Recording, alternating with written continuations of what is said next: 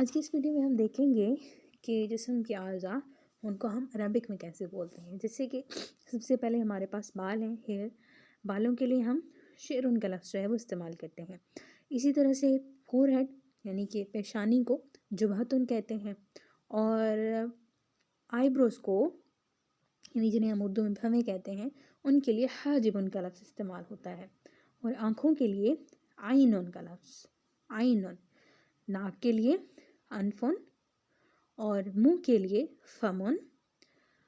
چن یعنی کہ ٹھوڑی کو سکنن کہتے ہیں، اور جو لائن کو یعنی جو ہوتی ہے اس کو ہم فکن کہتے ہیں.